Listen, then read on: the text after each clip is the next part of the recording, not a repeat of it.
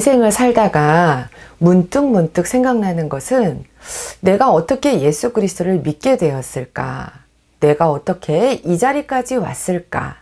예수님을 안 믿었으면 지금 내가 어떤 인생을 살고 있었을까? 참 예수님을 믿음에 감사하다입니다. 가족들이 아니었으면 저는 예수님을 만나지 못했을 것입니다.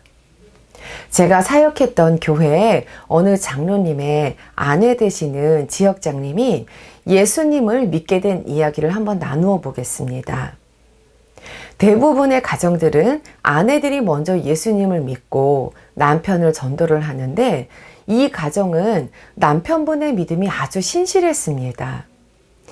예수 그리스도를 믿지 않는 아내와 결혼 후 이 아내를 전도하기 위해서 매일마다 이 남편 집사님은 새벽 예배를 드리며 하나님 앞에 구원을 놓고 간구를 했던 것입니다. 어느 날 이 지역장님이 남편에게 당신이 해달라는 거 평생 다 해줄 테니까 제발 예수님만은 믿으라고 하지 마세요 라고 남편한테 사정을 했답니다. 하지만 남편은 다른 거 다 필요 없으니 제발 예수님만 믿으라고 얘기를 했답니다. 저는 이 얘기를 듣고 있다가 왜 그렇게 예수님을 믿는 게 싫을까? 라고 궁금해서 물어보았습니다.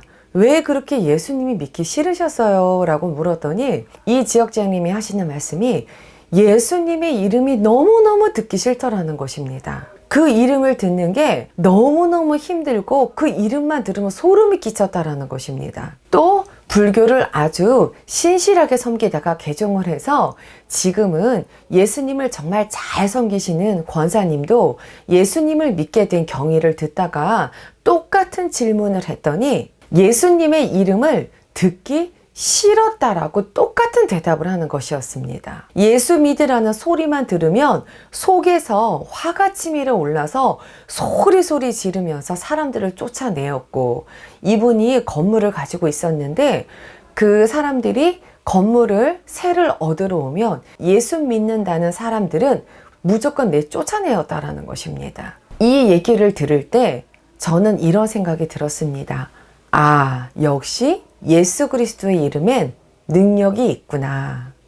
참 진리는 예수님밖에 없구나. 확실히 예수님을 믿으면 구원을 받고 악한 것들이 쫓겨나가는구나. 하나님은 살아계시는구나. 라는 확신을 가질 수 있었습니다. 빌립보서 2장 9절에서 11절까지 말씀을 보면 이러므로 하나님이 그를 지극히 높여 모든 이름 위에 뛰어난 이름을 주사 하늘에 있는 자들과 땅에 있는 자들과 땅 아래에 있는 자들로 모든 무릎을 예수의 이름에 꿇게 하시고 모든 입으로 예수 그리스도를 주라 시인하여 하나님 아버지께 영광을 돌리게 하셨느니라 라고 말씀하고 있듯이 예수 그리스도의 이름에 능력이 있다는 것입니다. 그 이름엔 구원의 능력이 있다는 것입니다. 그렇습니다. 이런 예수님을 믿은 우리는 그 자체가 복받은 인생이고 우리의 인생에서 가장 복받은 것은 세상의 명예 아닙니다.